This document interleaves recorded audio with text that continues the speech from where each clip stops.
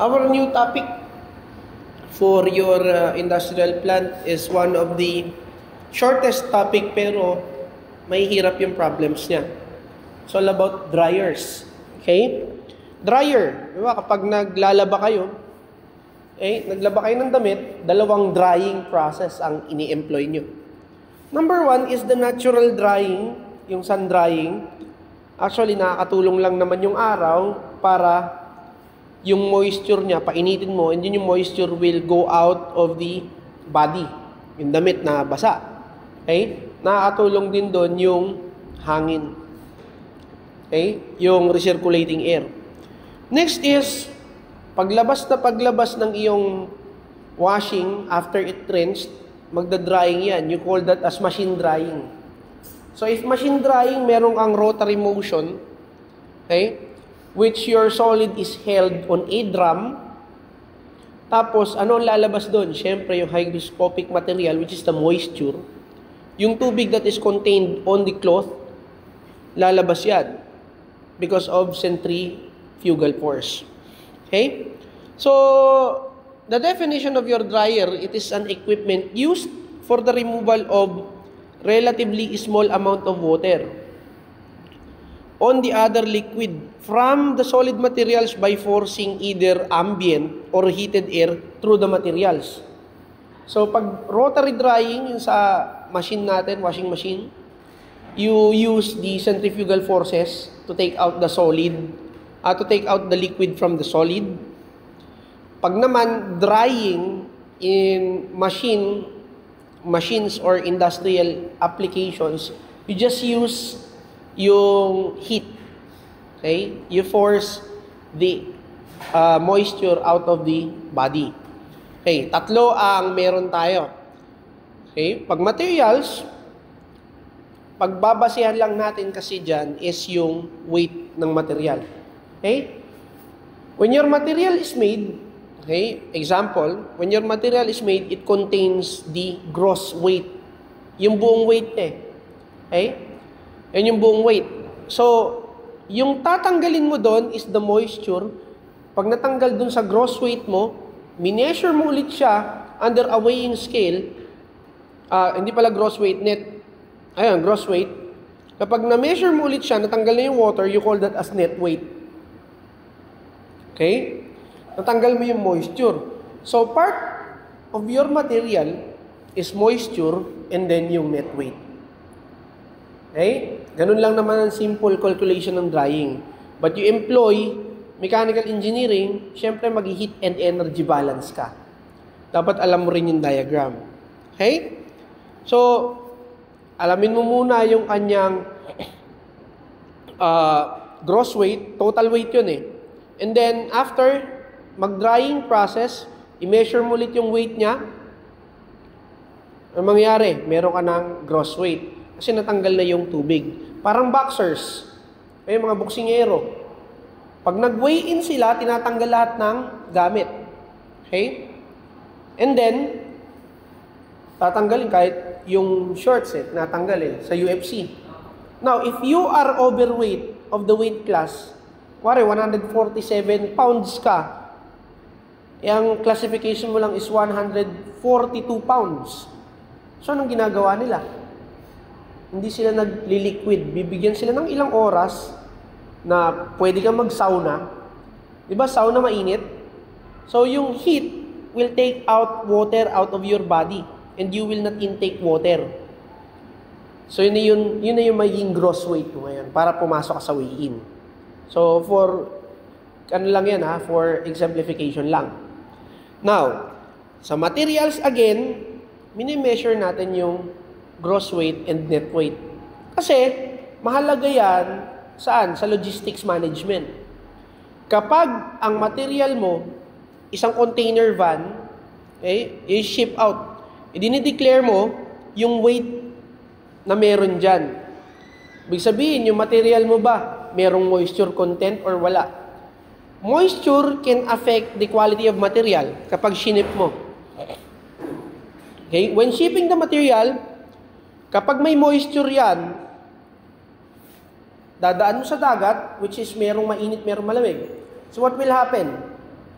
magigain ng heat yan. Tama? Kapag nag-gain ng heat yan, mawawala yung moisture niya. So, mababawasan. There is a standard moisture when shipping something. Yung clothes nyo, dapat yan medyo mataas ang moisture content. Kasi pag sinip out mo yan, kunwari from US to the tropical country, mawawala yung moisture niya. Kaya nangyayari yung damit, nagkakaroon ng nag-shrinkage siya kasi nawawala yung tubig. Now, when you are coming from the country na mainit, tapos merong moisture yung gamit na i-ship out mo to a country na malamig, magkakaroon ng amag because there is moisture. Okay? Kaya kailangan natin ng drying process. Okay? Ang dryers, hindi lang ginagamit yan sa pagtutuyo ng damit. Ginagamit din yan sa pagtutuyo ng mga pagkain natin. Walang refrigeration during the time ng mga lolo't lola natin. So how will they preserve yung meat, yung pagkain nila? They dry it. Anong ginagamit nila? Yung salt. Because salt is a natural antioxidant, natural desiccant. Salt always absorbs moisture. Okay? So, yun yung process of drying. Okay? Even before refrigeration, meron ng dryer. Mas madaling mag-dry kaysa mag-refrigerate. Okay? On drying, you just use the heat coming from the surrounding air, taking out the moisture. Dito naman sa refrigeration, baliktad. You use a volatile material na madaling mag-vaporize that will take out the heat of the body, making it cold. Okay? You lessen the temperature of the body. So, what are the classifications of your dryers? Meron dyang continuous flow dryer, meron kang cross flow dryer, concurrent flow dryer, counter flow dryer, mixed flow dryers, batch dryers. Okay? Ang dami niyan. Depende dun sa motion. Okay? Kung yung cold air mo ba o hot air mo, magmi-meet up sila nung material, cross flow yun. Okay? Kung continuous flow, using a larger milling enterprise, cross flow, sabay sila. Yung material mo will go in a drying chamber, okay, together with the material na magte-take away ng moisture niya. Next, cross flow dryer. A grain moves downward while the air moves upward. Okay? So, bumababa yung material mo, yung air na mainit, yun ang kukuha ng moisture. Okay? Next, concurrent. Air moves in the same direction. Same lang sila. So, counterflow. Air moves upward against the movement of the grain. Okay? Mixed flow dryers use continuous mixing effect to produce the best quality grains. So, ginagamit pala siya sa yung grains. Sa palay. Saan? Sa mais. Sa wheat. Sa oat. Yung trigo is wheat. Yung ginagawang harina. Okay?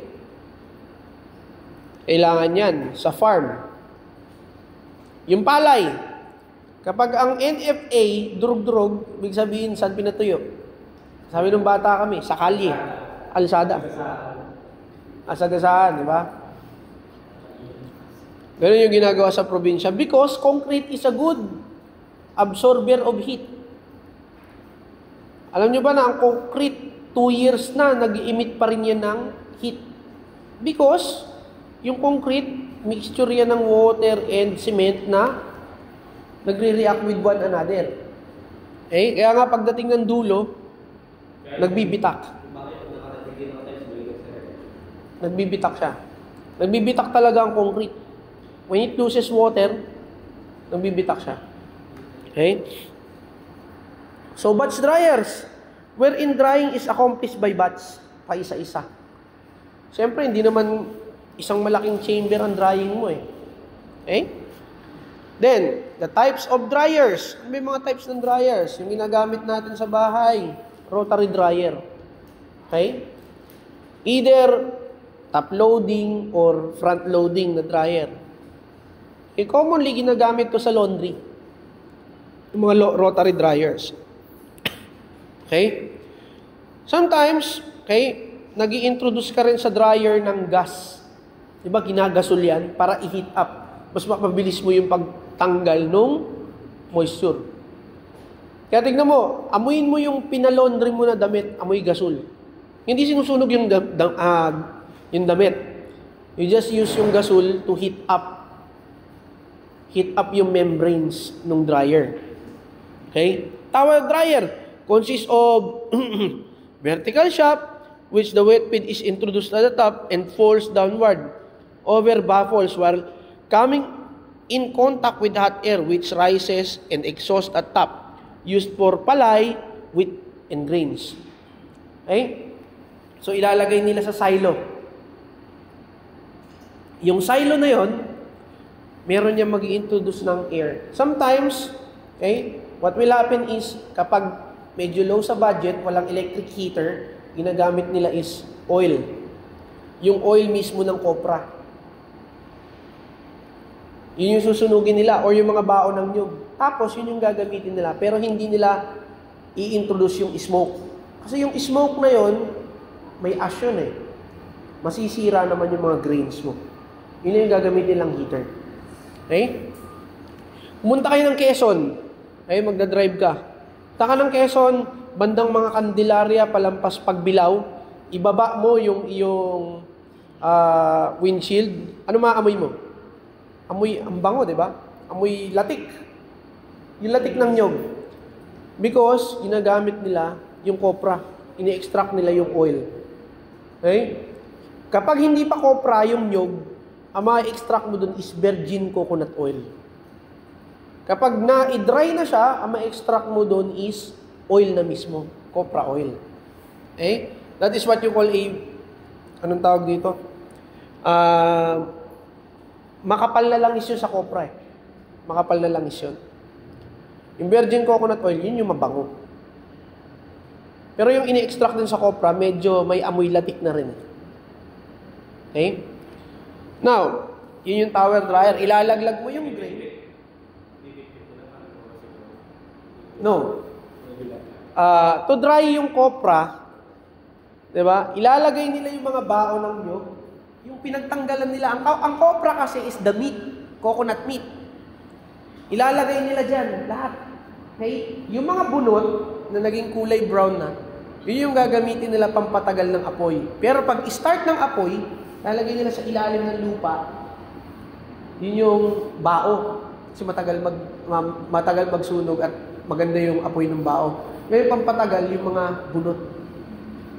Yung copra, kaya nangingitim yan, because hindi siya talaga nasusunog. Ina-absorb niya yung ash ng bao. Hindi siya pinipitpit. Niluluto siya. Lulutuin mo yun. Kasi extract mo. Okay? So, ganun yung copra. Ang Quezon, tsaka Catanduanes. Quezon, ang isa sa pinaka mataas ang production ng copra. Okay? Tower dryer. Yan. Hearth dryer. The material to be dried is supported on the floor through which the hot gases pass. Used for copra. Diba yung kinukuwento ko? Maghuhukay sila, tatalbong nila lahat ng may yero lang dyan. Yero lang yun. Papatong nila lahat ng coconut meat. Nalagyan nila ng apoy sa ilalim. Kaya nga, pagdating sa nyog, walang tapon. Walang tinatapon sa nyog. Okay? Ayan, hearth dryer. Centrifugal dryer consists of centrifuges revolving at high speeds causing the separation of water from the material. Used for fertilizer, sugar, and salt. Okay, parang rotary dryer din yan, pero mas mabilis siya. Para mawala na yung moisture. Okay, fina-force out mo using centrifugal forces. Yung tray dryer consists of trays carrying the materials to be dried placed in a compartment or moving conveyor used for ipil-ipil leaves and grains. Okay? Itong tray dryer, may pinapatungan ng tuyo, daing. Okay? Just so happen, they don't use any conveyor system. Sun-dried. Naka-tray lang talaga. Okay? Ano nga yung sinasabi ko sa sa heat transfer? Mas maganda ang heat transfer kapag mataas ang area nung gagawan mo ng heat transfer. Tama ba, mali? Diba? Pag convection, that is HA delta T. Pag radiation, EA delta T. Kapag conduction, ka-text, di ba? KA delta T. So, lahat pala affected with the area. Now, to properly distribute yung heat transfer, maximize yung area. Okay? Next, infrared ray dryer consists of infrared lamps, incubator. Okay? Yung sisiw, yung ginagamit sa drying ng incubator, matataas na wattage na lamp. Okay? Yung sa sa McDo, yung sa fries. Yung sa fries, nakakapaso yun. Yung ginagamit. Okay? Kaya lang, makonsumo sa kuryente kasi mas mataas na wattage ng ilaw, mas makonsumo. Okay? Now, definition of terms. Okay? Ano yung hygroscopic materials? Hygroscopic materials are substances variable in moisture content and they can hold at different times. Sinasabing air is a hygroscopic material because it contains purely air and ano yung tinatanggal? Yung moisture. Diba? The air consists of WB and DA. Ano yun? Aircon. Yung air mo is composition of wet vapor and dry air. Okay? Yun yung recirculating air. Now, the bone dry weight or dry weight. Yung bone dry, yung aso nyo, bigyan nyo ng bulalo. Diba? Pag natanggal na lahat ng lasa ng bulalo, iiwan na lang niya. Diba? Hindi nyo nangangat-ngatin yun. Nangangat-ngatin na lang niya yun. Kung tuta yun, patuloy na nangangat-ngatin nyo. Pero pag mga big dogs na, hindi na nangangat-ngatin. Makita nyo na tuyong-tuyo. Wala ng moisture. Natanggal na lahat ng collagen. Kasi ang buto, it contains collagen. Gelatin. Collagen is gelatin. Okay? Pag natanggal na yon, wala nang lasa, tuyo-tuyo na. That is bone dry weight. There is no presence of moisture at all. Okay? Final constant weight.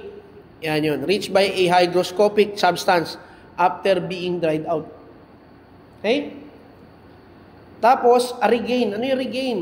The hygroscopic moisture content of a substance expressed as a percentage of bone dry weight of the material. Okay. Yan yung regain natin. Kuwari, meron akong 100 kilograms of palay. Okay? Which has a moisture content of 13%. So, sa 100 kilograms, ilan yung tubig? 13 kilograms. Okay? Kapag tinanggal mo yung 13 kilograms, ibig sabihin, bone dry weight na yun. Okay? Bone dry weight na. Zero na yung moisture mo eh. Diba? So, 87 kilograms is bone dry weight. I-divide mo ng 13, that is the regain. 13 divided by 87, that is the regain. Okay? Nakuha? Now, moisture content. Ito yung tinatanggal natin ngayon. That is the one we are taking out of the system. The moisture content. Is expressed as a percentage of the gross weight. Yung total weight. Okay? Ngayon, meron tayong mga standards na hindi dapat binobone dry yung material. Kailangan at least merong percentage moisture na natitira. Okay? Kaya ka nga nag-i-employ ng cold storage to maintain yung temperature of your material and the moisture content of the material. It's not just for cooling the material to preserve the material. No. Cold storage also preserves the moisture content of the material. Okay? So what is the moisture content? O yung moisture content, yung weight ng moisture divided by gross weight. Magkaiba ito Ito yung nomenclature niya. Moisture weight or the mass of the water that is contained in kilograms. Yung bone dry weight, BDW. Okay? So, mass of the water na tinanggal, divide by bone dry weight, that is regained. Now, yung moisture content, yung mass of the water divide by gross weight. Sir, ano ba yung gross weight?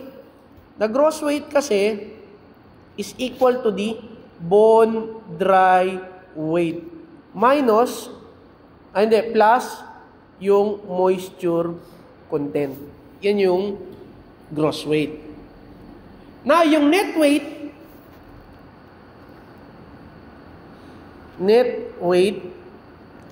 is equal to gross weight minus mass of the water, but not necessarily all of the moisture na tinanggal mo.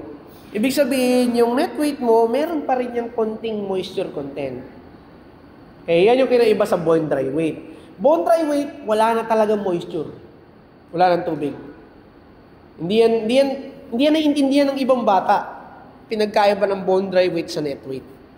Tingnan yung mga pakete nung inyong mga binibiling pagkain, merong NW tsaka gross weight. Okay? So, gross weight is equal to bone dry weight plus weight of the moisture. So, nakita natin. Hindi ito maayos na naipapaliwanag. Wala iba nagtuturo niyan sa college. Nung panahon namin, hindi masyadong naipaliwanag. Okay? So, these are the cases now for industrial drying. Case 1, when there is no recirculation. Sir, madali paliwanag to Okay? Mag-i-introduce ka dito ng air. Okay? Or the material, dito papasok at point 0, gagamitin mo yung steam. Yung steam mo, di ba lagi yung saturated steam, so Hg. Meron ka ditong mass of steam, may mass of steam. Okay? Mass of steam in is equal to mass of steam out. Tapos, yung Hg mo, mainit yan. Kukunin niya ngayon yung lamig or yung tubig. So, what will happen? Magkakaroon siya ng wet mixture na ngayon sa steam. Pag kinuha niya, so this will become HF. Okay? Technically, magiging liquid na siya. Kasi lahat na ng tubig kinuha niya. Okay? At that process. So, yung mass mo dito will be equal to the mass out. Now, may heater ka dyan, tapos meron kang fan, yung sa hangin to air to air. To air. Tandaan mo, steam Okay. Palawigin natin yung alam natin. At the heater side,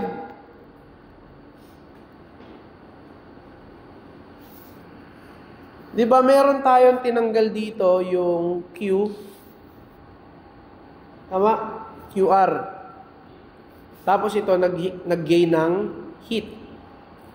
Q added on air. Okay? The Q added on air is equal to the Q rejected on the steam. Okay? Iniinit na steam mo yung air So what will happen? Meron kang mass ng air, Cp of air, delta T on air. Meron kang T in, meron kang T out. Okay? So this will become, yung sa steam, mass of steam, tapos yung Hg minus Hf. Saan mo kuha to? Doon sa susupply mo steam. Anong point? Pressure and temperature of the steam. Okay? Kuha ba? Yan lang kadali yan. Now, on your fan, also, okay, meron kang mass dito, may mass out ka dito. Same lang yan, air lang naman yan. Okay? For the fan power,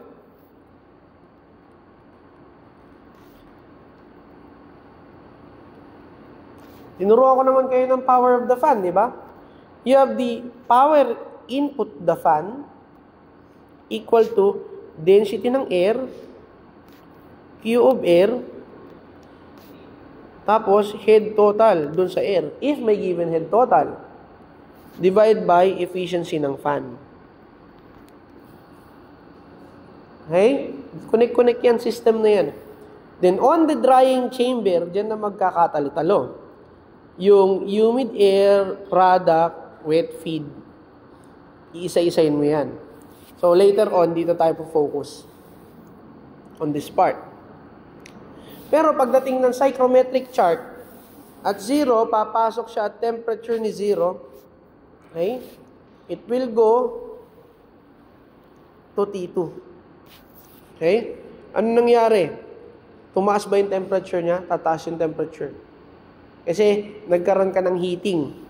Now, at point 2, okay, ang tawag dito is dehumidifying. Kapag pabalik, dehumidifying.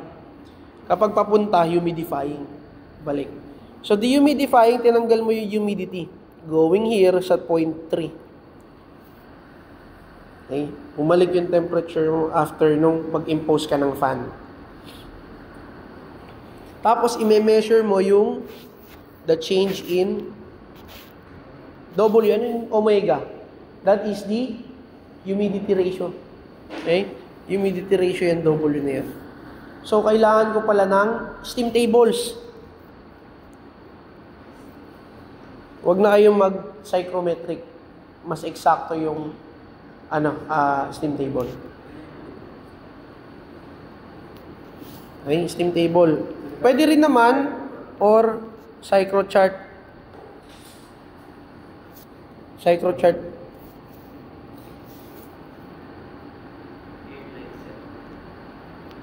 Yung psychrochart, okay, mas madali nga naman kapag meron kang point to point. Basta ayusin nyo lang yung plotting. Yung malaki sir, APU.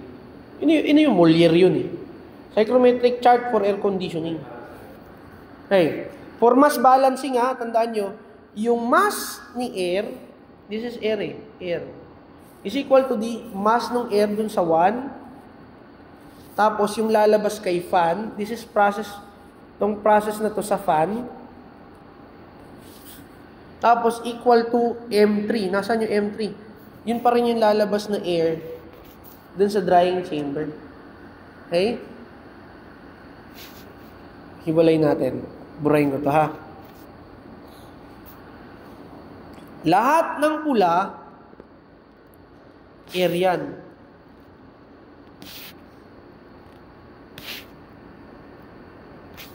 Tandaan nyo, lahat yan air. So, yung 4 is the mass of feed, tapos yung mass ng dried product, yung 5. Mamaya natin i-balance out sa samples. Now, for case 2, with air recirculation, ibabalik mo yung air. Okay? Bakit ka nag-recirculate? Bakit ka nag-recirculate? Yung recirculated air mo, meron pa rin yung kahit konti na init. So, in order for it to condition the air, initin mo na siya on the initial state. Pag mainit na siya, hindi na mahihirapan yung heater mo para mas painitin siya. Hindi ganun kalaki yung energy na i-spend niya to heat it up. Kaya ka nagre-recirculation. Okay? Now, ito, ganun din dito. Same lang naman yan. Okay? Magmamas balance ka pa rin.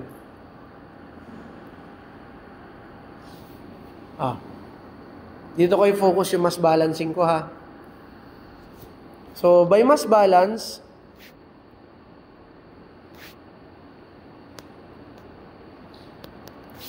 tandaan nyo sa 2, that is mass of air. Kaya lahat ng pumasok, equal sa lahat ng lalabas. Plus, mass of 4, wet feed to, equal to M3 plus M5. Yung papasok yun. Tandaan nyo, ito, naka-arrow lahat.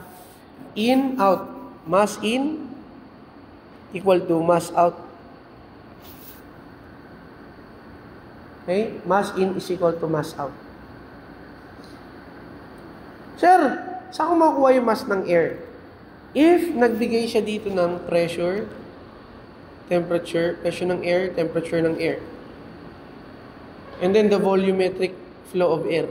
Binigay niya, pwede yun. Makuha mo yung mass. Pero commonly, binibigay na kagad yung mass. Okay? Na mass introduced.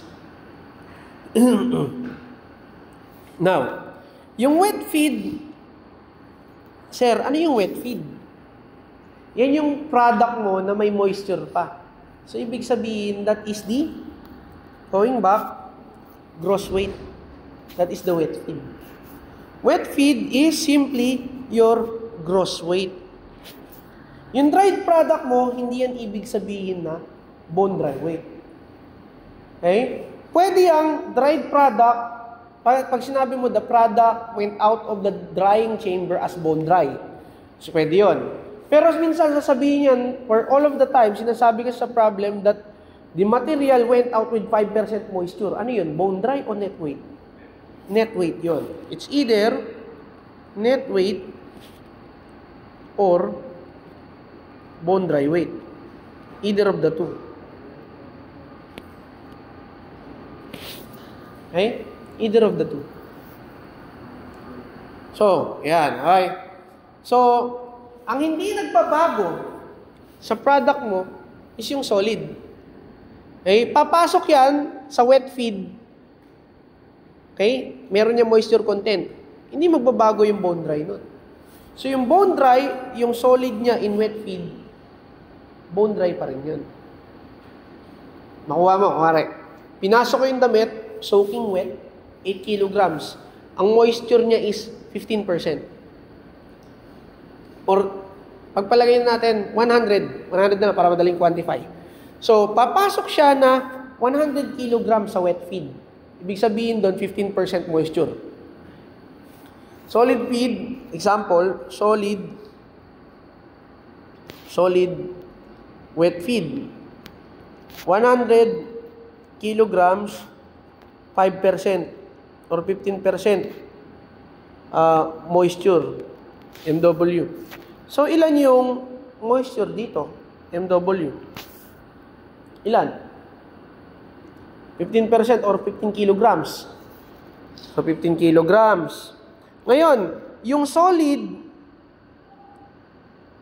dry product, nung lumabas na, nung drying chamber mo, lumabas siya na 87 kilograms. Okay? Natanggal niya yung 10 kilograms. Hindi ko na iano 10 kilograms moisture. Okay? 10 kilograms moisture yan. So, ibig sabihin, yung solid, lumabas siya ng 87 kilograms. Ilan yung natanggal lahat? 13 kilograms. Meron pang natira na 2 kilograms. Okay? Na moisture. Okay? Ano ang bone dry weight ngayon? Kung i-analyze mo. Yes. Ang bone dry weight dito is equal to 85 kg. Dito 85 kg. Kuha. By analysis. Okay? 10 kg moisture. 10 kg is 85 kg. The bone dry weight of entering material is equal to the bone dry weight of material. Ganito yan. BDW in is equal to BDW out. Okay, analysis natin, algebra. Nung una, yung solid wet feed mo, 100 kilograms ang pumasok. Tama? Tapos 15% yung moisture content. So, ibig sabihin, ano? So, yung bone dry dito, 100 kilograms minus 15 kilograms. Yung bone dry. Check natin if equal. Tapos yung bone dry out, lumabas siya na 17 kilograms. Na 87. So, 87 kilograms minus 10 kilograms of moisture yung natanggal. Tama? So, ang natira is may natira pang ano yun? May natira pang moisture na 3 kilograms. So, moisture, tinanggal mo lang. Ang natira, 87. Parang mali ako ng math dito. No? May mali ako ng math. Parang 13, hindi pala 10. 13 ang natira. 13 kilograms, hindi 10 yan. Iniisip ko kanina 10. 13. Naging 10. Sorry naman. So, moisture taken out. So, dito, 87. Ilan na natira? Meron pang 2. Diba? 2 kilograms. Yan ang titirang moisture. Ibig sabihin ito, 85. 85. So, doon mo kung ma-check. Okay? So, gross weight at 4, nasaan yun? Sa wet feed. Yung gross weight. Okay? Gross weight, tapos yung mass of moisture, correct? Ito yung gross mass of moisture. Tapos, GW5, the gross weight minus mass of moisture na natitira dun sa 5. Okay? Take note of that. Ngayon lang kadali ang dryer. Magpapahirap lang itong heat gain tsaka heat loss. Ngayon, punta tayo dito sa heater. Okay? Kopyahin natin yung heater. Ito yung heater mo. Baguhin natin yung shape. Okay, heater.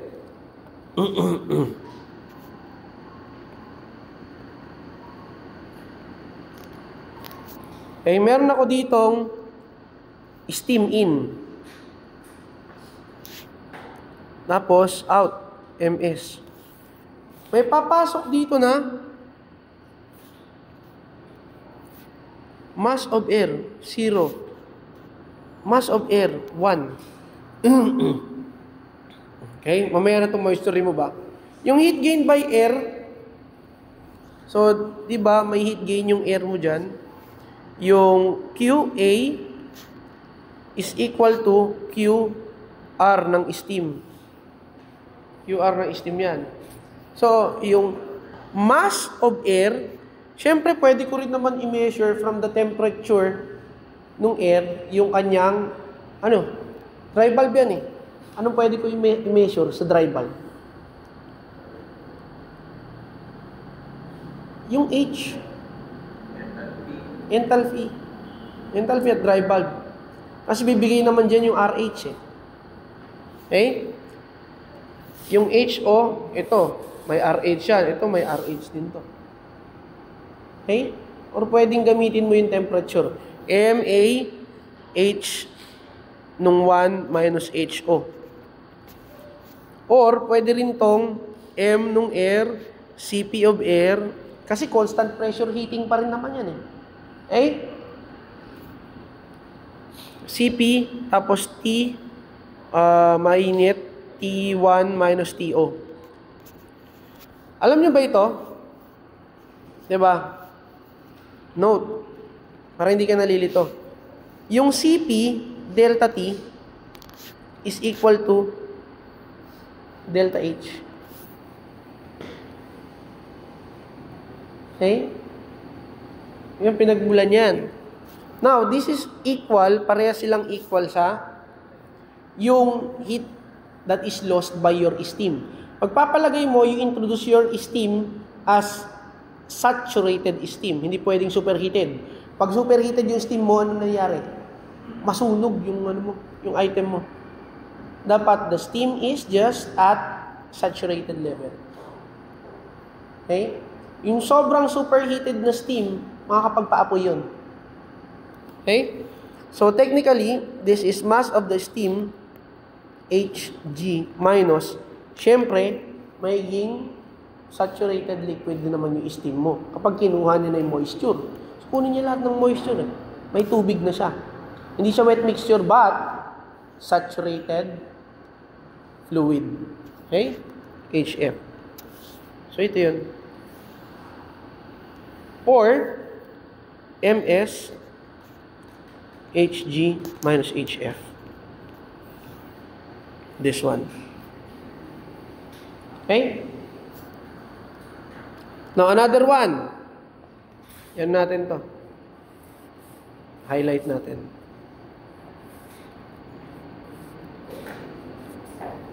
Highlight ulit natin to.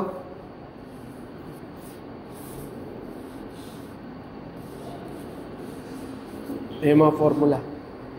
Now, yung moisture removed by air, basic yan. Kukunin mo lang yung W2 and W3.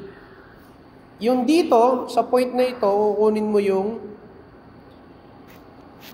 humidity ratio. Ito. SH yan.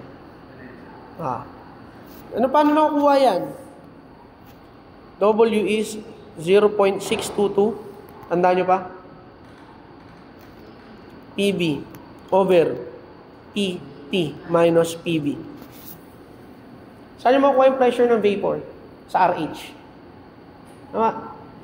RH is equal to Psat at dB or PB over Psat dB. Diba? PB is equal to RH times Psat at dry bulb temperature. Nako, limot na ang air conditioning.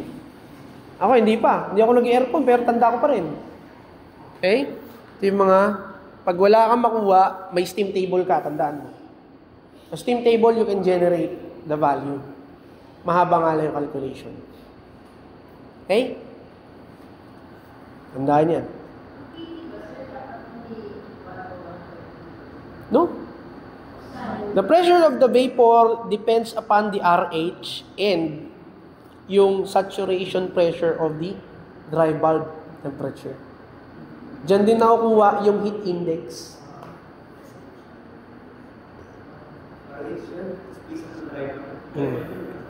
Yes. That one. W or omega. Omega. Yes. Omega yan, omega. Okay, itong W, same yan ito. Omega. Kaya lang ito kasing omega ginagamit sa ohms. O, W na lang.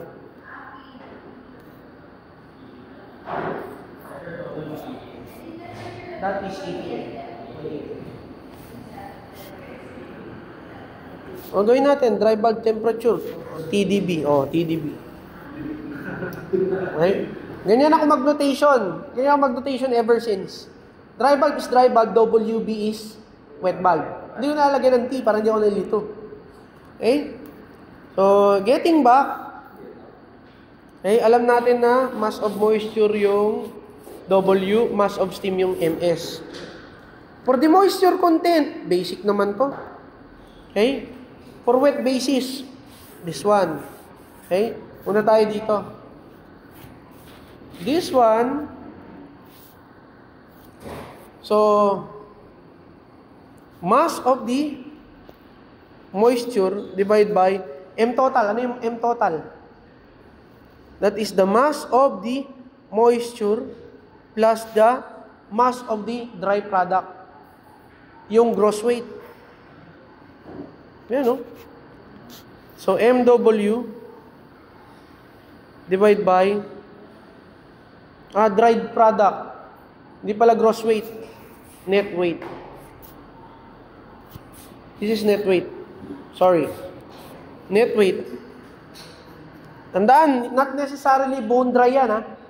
Pag sinabi lang bone dry, nawala na talagang moisture. So that is gross weight. Ito yun. For wet basis, if dry basis, tsaka yung dried product. Tandaan na, pag wet basis, total weight, kasi kasama moisture, Kapag dry basis, yung dried product, kahit may moisture siya. Okay? Tandaan yan.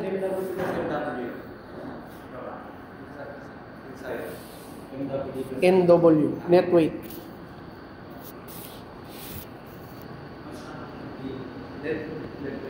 Yan. Okay? So, alamin natin, mass of the water in the product or the moisture, MT is mass total of the product. Lagay ulit natin, yung mass total na yan is yung of the product of the feed, that is the gross weight. Okay? Equal yan sa mass of the moisture plus yung net weight. Yan. So, yung mass of the dry product, So, for the mass of the dry product, that is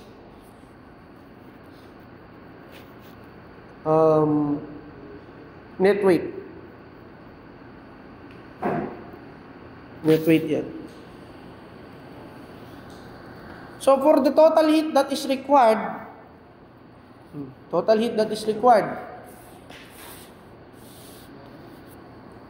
okay, QW,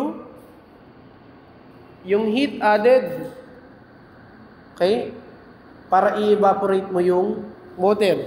Ano bang ginamit mo dun? Yung Q ng steam.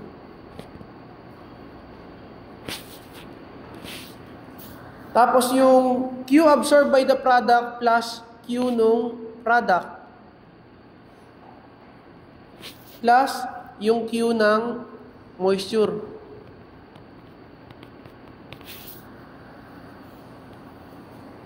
Yun lang yun. So, heat required to evaporate the water removed, MCP delta T nung product, CP nung product, ibibigay yan. Problem. In change in temperature of the product, and the heat absorbed by the moisture, HFG at temperature of the dried product. Commonly, that is the water or steam. Okay? So, that wraps up yung discussion natin ng dryer.